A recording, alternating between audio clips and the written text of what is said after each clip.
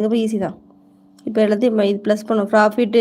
Profit லாஸுன்னு என்ன பண்ணுறோம், இது லாஸு மைனஸு, இது ப்ளஸ்ஸு, இது மைனஸு. இப்போ ரெண்டுத்தையும் கழிங்க. ஏன்னா மைனஸு ப்ளஸ்னால கழிக்கணும்ல, மைனஸ் ப்ளஸ்னால் கழிக்கணும், மைனஸ் ப்ளஸ்னால் கழிக்கணும். 30 வரும்.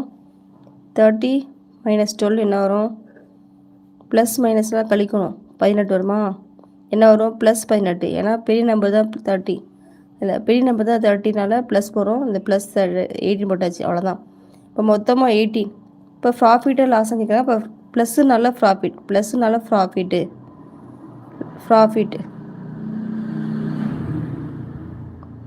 ப்ளஸ்னால ப்ராஃபிட்டு 18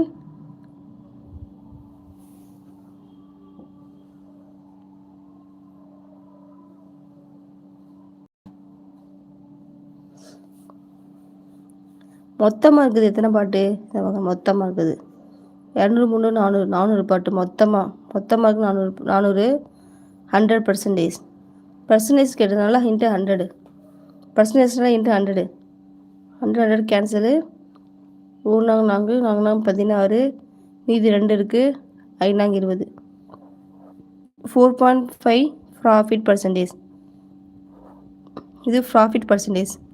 ஏன் ப்ராஃபிட் சொல்லணும்னா இங்கே ப்ளஸ்னால 18 போட்டிருக்கோம், அவ்வளோதான். ப்ளஸ்னால 18 போட்டிருக்கோம்.